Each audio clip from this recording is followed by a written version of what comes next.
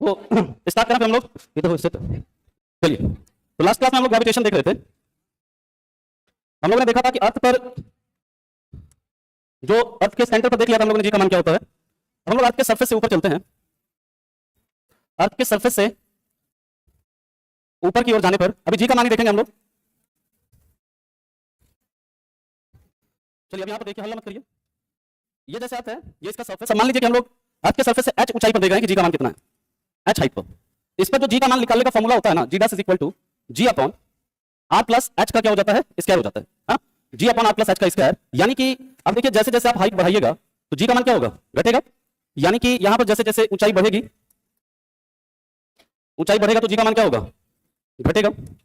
और जैसे जैसे मान लीजिए आप ऊपर से नीचे की तरफ आएंगे, यानी ऊंचाई जैसे जैसे घटेगा तो जी का मान क्या होगा, फिर बढ़ जाएगा, है ना। तो ये चीज आपको याद रखना। मास पे कोई फर्क नहीं पड़ेगा, मास सेम रहेगा। और वेट की बात करते हैं, इस कंडीशन में वेट क्या हो जाएगा, इस कंडीशन में वेट घटेगा, है ना। और इस कंडीशन में वेट क्या हो जाएगा, बढ़ेगा। अब देखिए क्या हुआ, फॉर्मूला गलत है। एक मिनट, फॉर्मूला ठीक तो है, क्या गलत है फॉर्मूला?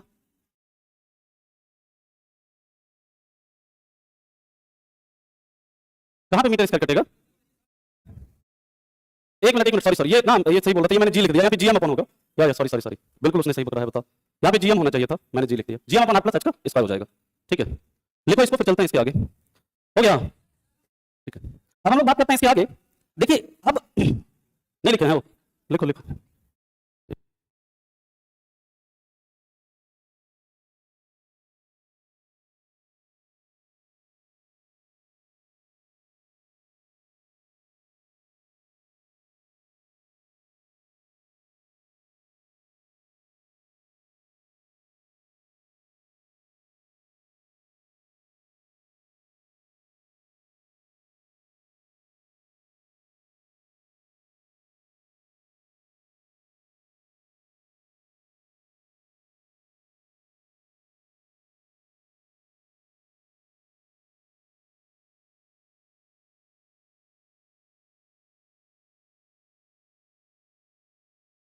अब हम लोग बात करते हैं इसके आगे। देखिए नेक्स्ट हम लोग देखते हैं अर्थ से अब मून पर चलते हैं, या पहले मून पर जी का मान देखते हैं, है ना, फिर अर्थ से मून पर हम लोग बात करेंगे। मून पर जी का मान जो होता है, याद रखिएगा, मून पर जी का मान अर्थ पर जी के मान का, अर्थ पर जी के मान का क्या होता है, 1/6 गुना होता है। यानी कि हम लोग लिख सकते हैं कि g at moon is equal to g at earth upon 6 लिख सकते हैं ऐसे। यानी कि हम लोग ऐसे भी लिख सकते हैं कि g on earth is equal to 6 into g at moon. बात देखिए, ऐसे रिलेशन पूछ देता है आपसे, तो आपको ये सब पता होना चाहिए। अगर ये ऐसा है तो यहाँ पर हम लोग ऐसे भी लिख सकते हैं weight at moon is equal to weight at earth upon 6। यानी जो मून पर जो भार होगा वो पृथ्वी पर भार का कितना होगा, 1/6। और यहाँ पर अगर वेट ऑफ अर्थ जो होगा, weight at earth is equal to 6 into weight at moon. यानी कि अर्थ पर जो वेट होगा वो मून पर के वेट का कितना होगा, 6 गुना हो जाएगा। अब देखिए मून पर जो जी का मान होता है, इसका वैल्यू लिख लीजिएगा। मून पर जी का मान बराबर कितना होता है, तो लिख लेना 1.625 मीटर पर सेकंड स्क्वायर। कितना होता है, 1.625 मीटर पर सेकंड स्क्वायर। और लिख लीजिएगा ये पॉइंट भी नोट में, इसी ना क्वेश्चन को देखिए थोड़ा सा घुमा के पूछेगा ना, क्या लिख देगा वो कि मून पर जी का मान पृथ्वी पर जी के मान का कितना प्रतिशत होता है। अगर आपसे पूछ दे तो बताइए क्या हो जाएगा। फिर ये सवाल पूछता है कि मून पर जी का मान पृथ्वी पर जी के मान का कितना प्रतिशत होता है, बताओ, देखते हैं किसे किसे पता है। सिंपल है, 1/6 गुना 100 कर दीजिए, है ना, क्या हो जाएगा 16.66%। 1/6 गुना 100 करिएगा ना, ये कितना आएगा, 16.6 आएगा ना। तो आपसे परसेंटेज में अगर पूछ दे तो याद रखना 16.66% होता है। और ये सवाल आपके एग्जाम में पूछा हुआ है कि मून पर जी का मान पृथ्वी पर जी के मान का कितना प्रतिशत होता है, तो कितना प्रतिशत हो जाएगा, 16.66% हो जाएगा। ये सब पॉइंट लिखिए, फिर इससे रिलेटेड सवाल करते हैं हम लोग। 3-4 तरह का यहाँ से सवाल बनता है आपके पेपर में। क्या हुआ, तो वही हुआ ना, है ना, लगभग वही हुआ ना। मान लीजिए लगना है 16.66, ऑप्शन में 17 है, तो लगा दीजिए 17, है ना, ठीक है। वो भूल गया होगा पॉइंट 3 पर, उसमें जोड़ना भूल गया होगा उसे, है ना, क्वेश्चन बनाते समय, ठीक है। हाँ, तो सेट तो क्या आपके जैसा ही कोई छात्र या कोई बनाता होगा। अब कई किताब में जैसे आप देखे थे कि 0 था, किसका मान जी, रिफ्रैक्टिव इंडेक्स किसका, निर्वात का। अब कई किताब में 0 है, 0 थोड़े हो जाएगा, वो तो एक ही होगा ना चाहिए, ठीक है। तो चलिए, जो एनसीईआरटी कहता है ना बाबू, एनसीईआरटी जो कहता है उसको मानना, एनसीईआरटी सही बोलेगा, है ना। हम लोग बात करते हैं इसके आगे। क्वेश्चन है, या पहले नोट में पॉइंट लिख लेना कि पृथ्वी, या लिख लीजिए जैसे चंद्रमा के गुरुत्वाकर्षण के कारण, चंद्रमा के गुरुत्वाकर्षण के कारण ही पृथ्वी पर क्या आता है, ज्वार भाटा आता है। और यहां पर देखिए थोड़ा बहुत ना, मतलब कि एक कहिए कि अगर 99% अगर इसके कारण है तो 8% वापस सन के ग्रेविटेशन का रोल होता है ना, 1% के आसपास इसका बहुत मिनिमल जो है ना सन के ग्रेविटेशन का क्या होता है, रोल होता है। अब इसके बाद क्वेश्चन लिखेंगे कि अगर किसी पिंड का द्रव्यमान अर्थ पर 60 केजी है तो उसका द्रव्यमान मून पर क्या होगा। ठीक है, पहला आपका क्या है, तो यहां पर यह सवाल कई बार आपके एग्जाम में पूछा जाता है इस तरह का, अगर किसी पिंड का द्रव्यमान अर्थ पर 60 केजी है तो उसका द्रव्यमान मून पर क्या होगा। तो द्रव्यमान की जब बात हो रही है तो द्रव्यमान आपका कभी नहीं बदलता है, यानी कि मास जो है इसका आंसर क्या हो जाएगा, 7 केजी होगा। अगला क्वेश्चन आपसे पूछेगा कि अगर किसी पिंड का द्रव्यमान अर्थ पर 600 केजी है तो उसका भार मून पर क्या होगा, उसका भार मून पर क्या होगा। करिए, सॉल्व करिए इसको। जी का मान आपको अर्थ पर दिया हुआ है, जी अर्थ दिया 10 मीटर पर सेकंड स्क्वायर। सवाल को ध्यान से पढ़ना है, तब उत्तर देना, ऐसे नहीं। और सब तरह का क्वेश्चन बनेगा आपसे, 4-5 तरह का क्वेश्चन कराऊंगा, इस चारों 5 तरह का सवाल बनता है आपसे। वेरी गुड, जो 1000 न्यूटन बोला है वो बिल्कुल सही बोला है, क्योंकि पहले देखिए आप इसका क्या करिएगा, वेट निकालिएगा ना, weight at mole equal to क्या हो जाएगा, mc/6, ये होगा ना जी। m कितना है, m तो हर जगह समय रहेगा, 600 गुना g का 10/6, इसको सॉल्व करिएगा कितना आएगा। आया बात समझ में, ऐसे नहीं लगा देना 100 न्यूटन या 100 केजी, 1/6 से गुना ही नहीं करना है। क्लियर है, ये सवाल आ गया सबको समझ में, नहीं आया तो बताना है।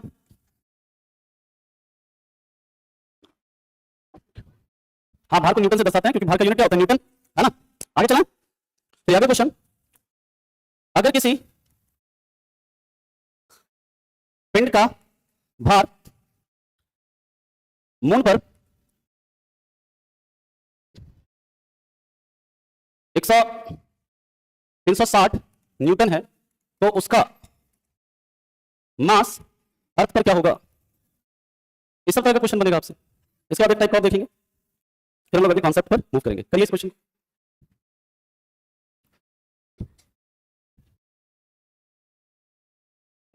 देख लेते हैं क्या है, अभी मुझे भी नहीं पता है। ठीक है, देख लेंगे।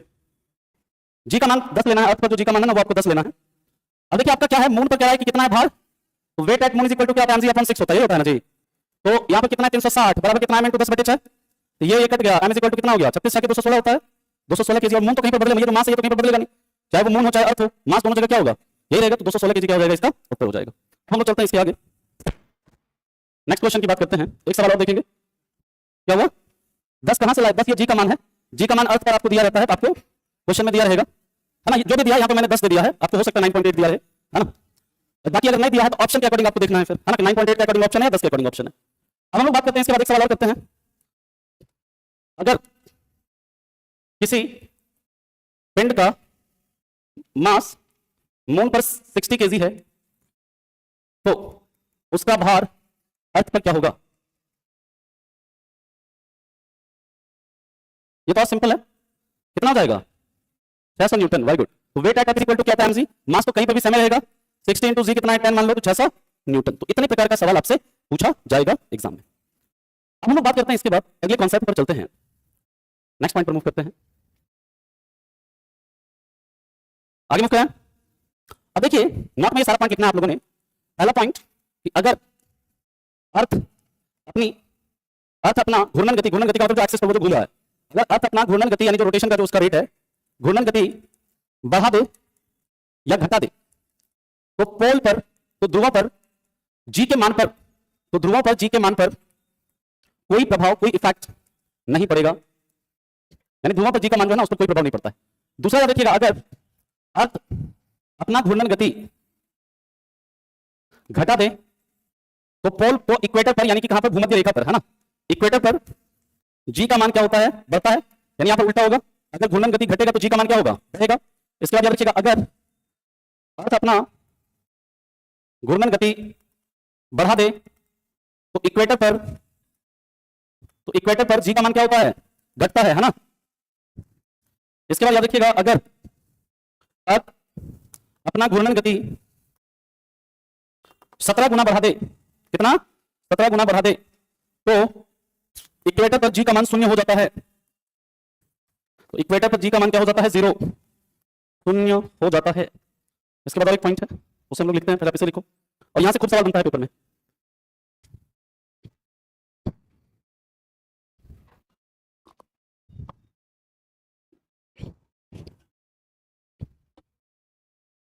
लिख लिया सभी ने?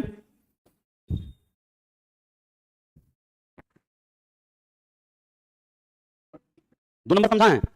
देखो ये कहा है कि अगर अर्थ अपना घूर्णन गति घटा देता है ना, अर्थ जो अपने एक्सिस पर रोटेट कर रहा है, वो अगर घटा देगा तो इक्वेटर पर जो जी का मान है ना वो बढ़ जाएगा, है ना। इसका फॉर्मूला होता है, लेकिन वो सब फॉर्मूला, इसका कांसेप्ट बहुत आपके काम का नहीं है, है ना। इसलिए मैंने सिर्फ फैक्ट लिखा दिया जो कि आपके एग्जाम के लिहाज से जरूरी है। मैं कोशिश भी करूंगा समझाने का, तो जो साइंस बैकग्राउंड के बच्चों के समझ जाएंगे, लेकिन आज वाले बच्चे बिल्कुल नहीं समझ पाएंगे क्योंकि वो 12 का कांसेप्ट है पूरा, और वो आपके काम एग्जाम के लिहाज से बिल्कुल भी इंपॉर्टेंट नहीं है, नहीं तो मैं जरूर यहाँ पे बता देता आपको, है ना। अब इसके आगे की बात करते हैं, तो नहीं लिखे हो? लिख लो लिख लो, हो गया। चलो नेक्स्ट है, अगर अर्थ घूर्णन करना बंद कर दे, अर्थ अगर घूर्णन करना बंद कर दे, यानी कि अर्थ जो स्टॉप हो जाए, तो पोल तथा इक्वेटर पर जी का मान जो है वो इक्वल हो जाएगा, यानी बराबर हो जाएगा। और देखिए इसके बाद हम लोग बात करते हैं पेंडुलम। पहले पेंडुलम के बारे में थोड़ा सा समझिएगा, क्योंकि यहां पर भी ये जी से इसका लेना देना है। पेंडुलम क्लॉक जो होता है ना, पेंडुलम वाली जो घड़ी होती है, देखी होगी आप लोगों ने। देखो कोई भी नॉर्मल अगर पेंडुलम है, लोलक जिसे हम लोग बोलते हैं, क्या बोलते हैं, लोलक, उसका जो अगर ये लंबाई अगर इसका एल है, अगर इसका ये जो पेंडुलम का ये जो बॉब है अगर इसका मास एम है, तो इसका जो समानांतराल होता है, इसका जो मतलब आवर्तकाल यानी टाइम पीरियड जो होता है वो किसके बराबर होता है, 2 l/c। ये फॉर्मूला आपके एग्जाम के लिए बहुत इंपॉर्टेंट है। इसे हम लोग टी को क्या बोलेंगे, आवर्तकाल, टाइम पीरियड। और एफ जो होता है, एफ और टाइम पीरियड के बीच में जो रिलेशन होता है, क्या होता है 1/t, यानी कि यहां से जो फ्रीक्वेंसी हो जाएगा वो हो जाएगा 1/2π√g/l, है ना, √g/l। क्या हल्ला कौन कर रहा है? अच्छा अच्छा, चलिए अब देखिए यहां पर आपको ये बताना चाहिए कि पेंडुलम का टाइम पीरियड यानी आवर्तकाल पेंडुलम के बॉब के मास से स्वतंत्र रहता है ना। यानी कि जो पेंडुलम का जो आप देख रहे हैं टाइम पीरियड है, तो इसका जो टाइम पीरियड है इस पेंडुलम के बॉब का जो मास है इससे क्या है आपका इंडिपेंडेंट, इस पर कोई फर्क नहीं पड़ रहा है। लेकिन अगर लेंथ को बढ़ाएंगे तो टाइम पीरियड क्या होगा, बढ़ेगा। जी को बढ़ाएंगे तो क्या होगा, टाइम पीरियड घटेगा, है ना जी, क्योंकि टाइम पीरियड डायरेक्टली प्रोपोर्शनल है किसके, एल के, और इनवर्सली प्रोपोर्शनल है किसके, जी के।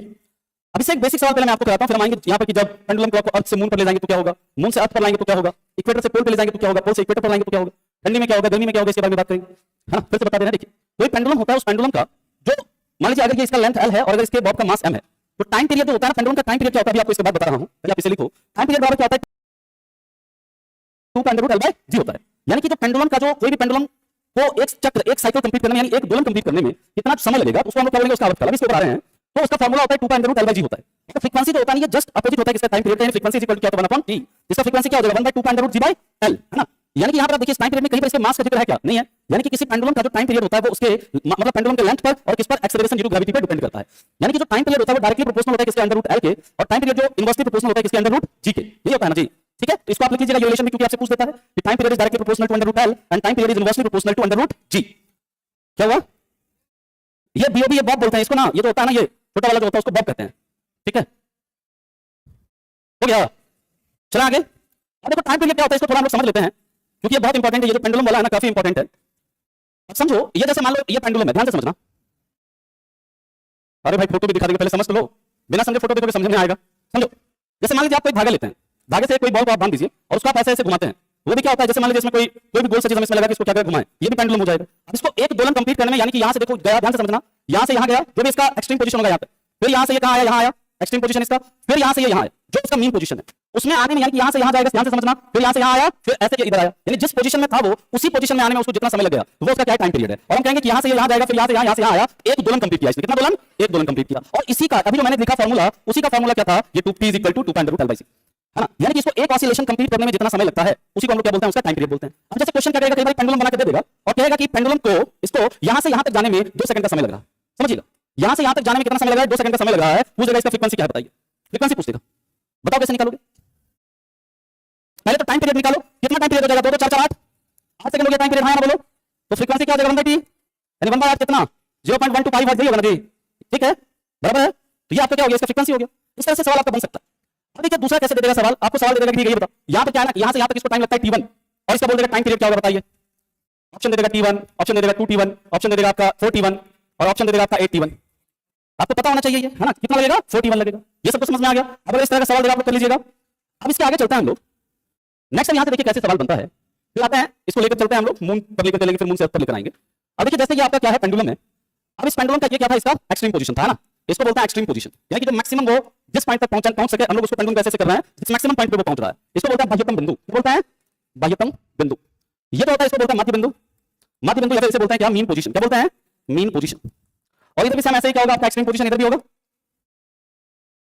ये एक्सट्रीम पोजीशन है इसका। और देखिए इस बाह्यतम बिंदु पर आप बताओ इसका जो वेग होगा, यानी एक्सट्रीम पोजीशन पहुंच करके इसका जो वेग होगा वो क्या हो जाएगा, मिनिमम हो जाएगा, है ना जी। तभी तो ये वापस इधर आएगा, मीन पोजीशन पे इसका वेग मिनिमम, और वेग मिनिमम को बताइए काइनेटिक एनर्जी क्या होगा इसका। काइनेटिक एनर्जी का फार्मूला क्या होता है, हाफ एम स्क्वायर। मास तो समय है, मास थोड़ा बदल रहा है इसका, तो मास यहाँ पे क्या है, अगर वेलोसिटी मिनिमम होगा तो इसका काइनेटिक एनर्जी क्या हो जाएगा, यहाँ पे पोटेंशियल एनर्जी मैक्सिमम होगा। क्यों? क्योंकि इसका हाइट यहाँ पर क्या है, मैक्सिमम है। इस मध्य पोजीशन पे बताइए जो मध्य बिंदु है, यहाँ से यहाँ पे इस समय यहाँ पे इसका जो जी होगा वो क्या होगा, यहाँ पर भी जो होगा इसका वो क्या होगा, मैक्सिमम होगा, है ना जी। इसका यहाँ पे वेलोसिटी मैक्सिमम होगा, इसका काइनेटिक एनर्जी यहाँ पे क्या होगा, मैक्सिमम होगा। और यहाँ पे चूंकि हाइट सबसे कम है इसलिए यहाँ पे पोटेंशियल एनर्जी क्या होगा, मिनिमम। और टोटल एनर्जी तो आपको पता है हमेशा क्या रहता है, कांस्टेंट रहता है। अब यहाँ से क्वेश्चन कैसे बनेगा, क्वेश्चन दे देगा इसमें से पेंडुलम के बारे में कौन सा कथन सत्य या कौन सा कथन असत्य, ऑप्शन दे देगा आपका कि इसके मध्य बिंदु पर उसका गतिज ऊर्जा और स्थितिज ऊर्जा का मान समान रहता है। ऑप्शन दे देगा मध्य बिंदु पर उसकी गतिज ऊर्जा कम होती है, मिनिमम होती है, स्थितिज ऊर्जा मैक्सिमम होती है। ऑप्शन दे देगा कि एक्सट्रीम पोजीशन पर इसका काइनेटिक एनर्जी मैक्सिमम होता है, पोटेंशियल एनर्जी मिनिमम होता है। और ऑप्शन दे देगा कि एक्सट्रीम पोजीशन पर इसका पोटेंशियल एनर्जी मैक्सिमम होता है और काइनेटिक एनर्जी मिनिमम होता है। इस तरह से आपसे यहाँ से क्या करेगा, स्टेटमेंट बना करके सवाल पूछ सकता है। बात समझ में आ गया? अब कैसे भी सवाल पूछे यहाँ से आप इसको कर लेना कि ये बस आपको याद रखना कि मध्य बिंदु पर वेलोसिटी मैक्सिमम है, जिसके कारण इसका काइनेटिक एनर्जी मैक्सिमम होगा, और हाइट मिनिमम है तो पोटेंशियल एनर्जी क्या होगा, मिनिमम होगा। और एक्सट्रीम पोजीशन पर हाइट उसका मैक्सिमम है इसलिए पोटेंशियल एनर्जी मैक्सिमम होगा, और वेग यहाँ पर जाकर क्या होगा, मिनिमम हो जाएगा, इसलिए उसका काइनेटिक एनर्जी क्या होगा, मिनिमम होगा। इस तरह का सवाल खूब बनता है आपके पेपर में, इस चीज को याद रखिएगा। अब इसको लिखो, पहले लिखो फटाफट से, सभी लोग नोट करो इसको क्योंकि बहुत इंपॉर्टेंट है। हो गया? समझ नहीं आया? कहां पे? हाँ मैक्सिमम पे जीरो हो जाएगा, बिल्कुल जीरो होगा क्योंकि वेलोसिटी क्या हो जाएगा, जीरो, इसलिए मैंने वहां पे मिनिमम लिखा होगा। यार से ऐसे भी पूछ सकता है कि कहां पर जीरो हो जाएगा।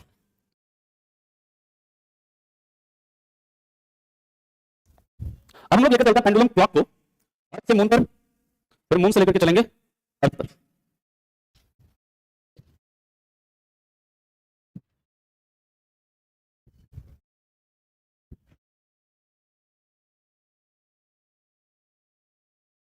चलो कोई नहीं, क्या हुआ? अच्छा नहीं, चांद की बात भी है ना, चांद की बात बहुत सारा क्या कहते हैं, तारा है, ग्रह है ना। कभी तारामंडल जाओ, तारामंडल गई हो पटना में, वहां जाकर देखो, जाके सब दिखाएगा क्या है क्या नहीं है, है ना। नहीं गई हो कभी, जाना ना, लेके जाना इसको, कोई है तो तारामंडल ये दिखा देना थोड़ा चांद को। हाँ चल ठीक है, आगे चलें। देखो इधर इस मैंने कहा है तुम लोग कितना बदमाशी करता है जी। चलो अब हम लोग बात करते हैं इसके आगे कि पेंडुलम क्लॉक की अब हम बात करते हैं, ध्यान से समझना। पेंडुलम क्लॉक को अर्थ से पहला लिखिएगा, अर्थ से मून पर ले जाने पर, अर्थ से मून पर ले जाता है तो क्या होता है, यहां पर आरो बताया कि हम किधर से किधर लेकर जा रहे हैं इसको। अब देखिए यहां पर अर्थ से मून पर जब जाएंगे तो जी का मान क्या होता है, घटता है ना। जी का मान घटता है तो आप बताओ टाइम पीरियड क्या होगा आपका, टाइम पीरियड बढ़ जाएगा ना। यानी कि पेंडुलम जो है ना एकदम आराम आराम से ऐसे क्या करेगा, घूमेगा ऐसे ऐसे ऐसे ऐसे। तो पेंडुलम क्लॉक जो है स्लो हो जाएगा कि फास्ट हो जाएगा, स्लो हो जाएगा ना जी, टाइम पीरियड बढ़ गया तो पेंडुलम क्लॉक स्लो हो जाएगा। और याद रखिएगा हम लोग के घर में जो पेंडुलम क्लॉक रहता है ना, जो हम लोग घर में लगाते हैं पेंडुलम क्लॉक, उसको सेकंड पेंडुलम बोलते हैं। क्या बोलते हैं उसको, सेकंड पेंडुलम। और सेकंड पेंडुलम का आवर्तकाल याद रखिएगा कितना होता है, इसका आवर्तकाल होता है 2 सेकंड। कितना होता है, 2 सेकंड। यानी कि जो पेंडुलम क्लॉक यहां से एक बार यहां जाता है, फिर यहां आता है, फिर यहां, इसमें उसको कितना 2 सेकंड का समय लगता है। बस समझ में आया? अब हम लोग बात करते हैं दूसरा, मून से अर्थ पर ले आइए इसको। मून से अर्थ पर लाने पर क्या होता है, जी का मान, जी का मान बढ़ता है ना, तो जी का मान बढ़ता है तो टाइम पीरियड घटेगा, और टाइम पीरियड घटेगा तो इसका पेंडुलम क्लॉक का स्पीड क्या हो जाएगा, पेंडुलम क्लॉक फास्ट हो जाएगी, फास्ट हो जाएगी। ठीक है, चलिए बहुत बढ़िया। इन लोगों का अपना चिट चैट चलता रहता है, इन लोगों को कोई मतलब है दुनिया में क्या हो रहा है ना। चलिए वो कह रहे कोई मेरे साथ चांद पे चलोगे, मैं बता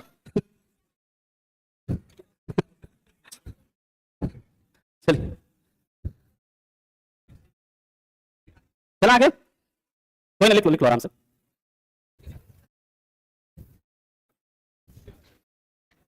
अब हम लोग बात करते हैं इसके आगे, नहीं हुआ अभी भी। चलो नेक्स्ट है, अब पेंडुलम क्लॉक को, पेंडुलम क्लॉक की बात हो रही है, अब हम इसे इक्वेटर से लेकर जा रहे हैं किधर, पोल पर। इक्वेटर से पोल पर लेकर जाने पर क्या होता है, जी का मान अरे बढ़ता है ना, तो टाइम पीरियड क्या होगा, घटेगा, तो पेंडुलम क्लॉक क्या हो जाएगा, पेंडुलम क्लॉक फास्ट हो जाएगा ना जी। इतना तुम लोग कैसे मतलब दिमाग स्लो चलता है तुम लोग, जी का मान बढ़ रहा है, टाइम पीरियड घट रहा है, टाइम पीरियड घटेगा तो पेंडुलम क्लॉक फास्ट हो जाएगा ना। इसके बाद पोल से इक्वेटर पर आओ, जस्ट अपोजिट, तो जहां पर भी जी का मान क्या होगा, घटेगा, टाइम पीरियड बढ़ेगा और पेंडुलम क्लॉक स्लो हो जाएगा, बिकम स्लो। सुस्त हो जाएगी। अब चलो आपके सेंटर पर भी कर लेते हैं थोड़ा सा, है ना, वहां पर भी देख लेते हैं क्या होता है।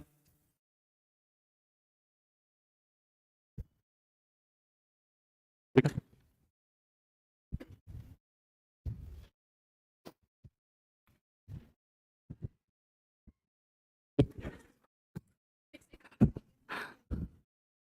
चला, ठीक है, नेक्स्ट है। अब अच्छा नहीं हुआ, चलिए आपके सेंटर पर चलते हैं। अरे कर रहे हैं, पता चला नहीं कि यहाँ आके पीछे कर लेगा ये लोग, है ना। चल चल चल।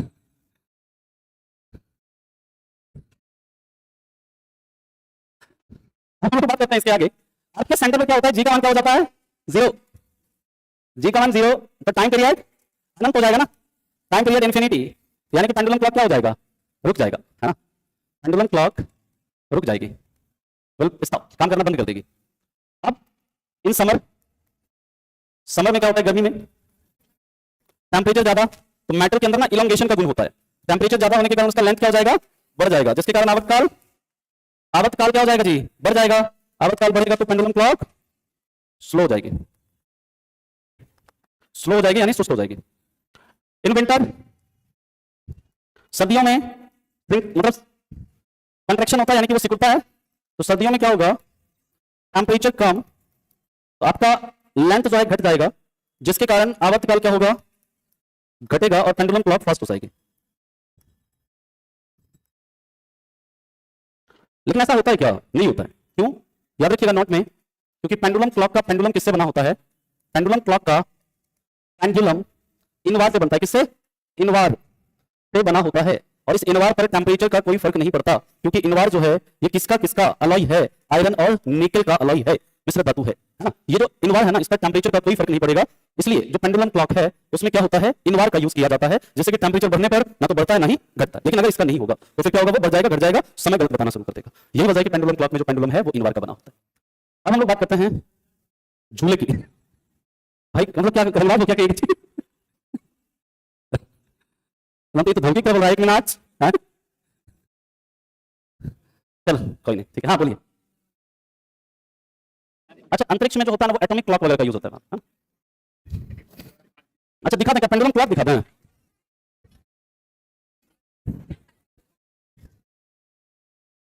चलिए कोई नहीं, दिखा देंगे, अभी दिखा देंगे, चिंता मत करो, है ना।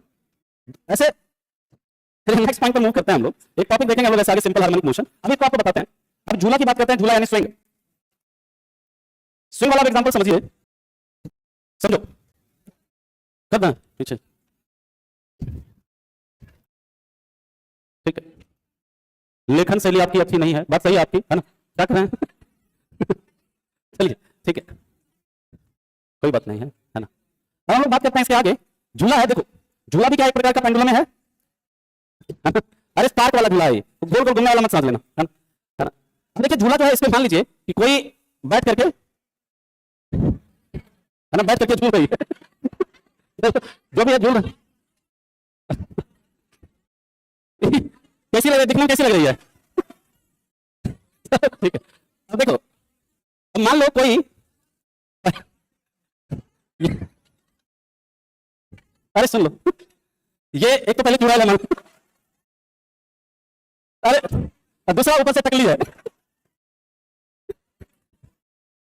अरे ये बस है, चलिए समझिए यहाँ पे, चलो समझ लो, अगर अगर कोई झूला झूल रहा है या झूल रही है ना, हम भाई देखो इक्वालिटी का बराबर ध्यान रखते हैं, है ना।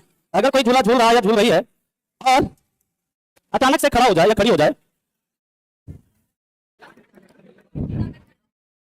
समझिए, तो क्या होगा, इसका झूले का गति जो है ना, याद रखिएगा, झूले का गति बढ़ जाएगा। क्यों ऐसा होता है समझिएगा ध्यान से। अब यहां पर देखो, नॉर्मली जो ह्यूमन है ना, मनुष्य का जो सेंटर ऑफ ग्रेविटी होता है वो उसके नाभि में होता है, तो यहां पर जब ये बैठा रहेगा, इसका अभी सेंटर ऑफ मास यहां पर लाई कर रहा है, तो लेंथ उसके सेंटर ऑफ मास से हम लोग लेंगे, तो लेंथ आपका ये है। अब जैसे ये खड़ा होगा तो इसका सेंटर ऑफ मास किधर, ऊपर की तरफ शिफ्ट हो गया, तो लेंथ क्या हो गया, इसका कम हो गया, तो लेंथ कम हो गया तो टाइम पीरियड क्या हो गया, इंक्रीज हो गया, सॉरी घट गया। तो जैसे टाइम पीरियड घटा तो झूले की गति क्या हो जाएगी, बढ़ जाएगी। दूसरा याद रखिएगा, अगर बैठ जाए, इतना ही पूरा स्टेटमेंट लिख लेना, और अगर अचानक से क्या हो जाए, बैठ जाए, खड़ा होकर के अब झूल रहा है और अगर अचानक से बैठ जाए तो क्या होगा, आपका झूले की गति घट जाएगी। कारण क्या, क्योंकि लेंथ आपका बढ़ेगा, टाइम पीरियड बढ़ेगा। मान लीजिए कि आप पार्क में झूला झूल रहे हैं और कोई अचानक से अगर आपके साथ बैठ जाए तो याद रखिएगा ऐसा कंडीशन का देखें जो पॉसिबल नहीं है। चल समझो, समझिएगा, अगर कोई झूला रहा है और अचानक से कोई आकर बैठ जाए तो झूले की गति पर कोई प्रभाव नहीं पड़ेगा, है ना, क्योंकि मास से क्या रहता है, इंडिपेंडेंट रहता है। तो झूले की गति पर कोई प्रभाव या कोई इफेक्ट नहीं पड़ेगा। कारण यह है कि पेंडुलम जो है उसका जो टाइम पीरियड होता है मास से क्या रहता है, इंडिपेंडेंट रहता है। यहाँ पर 1 2 3 कितना भी हो, है ना, उसका जो है गति पर कोई प्रभाव नहीं पड़ता है। अब इससे रिलेटेड क्वेश्चन करते हैं हम लोग, इससे रिलेटेड क्वेश्चन करते हैं, है ना।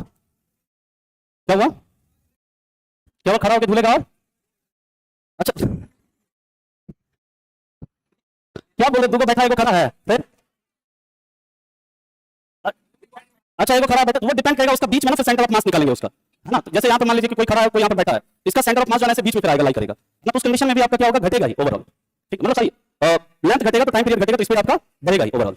ये था डाउट आपका, ठीक। अब हम लोग एक क्वेश्चन करते हैं, फिर इसके बाद हम लोग बात करेंगे एक स्केप वेलोसिटी होता है, अभी लिफ्ट वाला भी हम लोग को बात करना है। मूव करें, क्वेश्चन करिए एक, अगर किसी पेंडुलम का टाइम पीरियड 0.05 सेकंड है तो इसका फ्रीक्वेंसी क्या होगा। पहले तो ये इस तरह का सवाल बनता है आपसे, फ्रीक्वेंसी मतलब आवृत्ति, है ना। अगला लिखिएगा, अगर किसी पेंडुलम के बॉब का मास m तथा लंबाई l है, अगर इसके मास तथा लंबाई को 4 गुना कर दिया जाए, 4 गुना कर दिया जाए तो इसके टाइम पीरियड पर क्या प्रभाव पड़ेगा।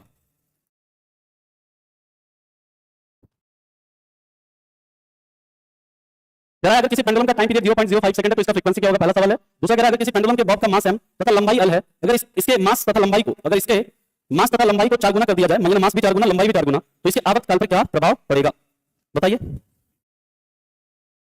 करो, क्या हो गया, नहीं समझ में आ रहा है क्या, अरे कर लो। अरे F इज इक्वल टू क्या होता है, 1/t सिंपल, इतना सोच रहे हो, 1/0.05 क्या हो जाएगा, 20 हर्ट्ज।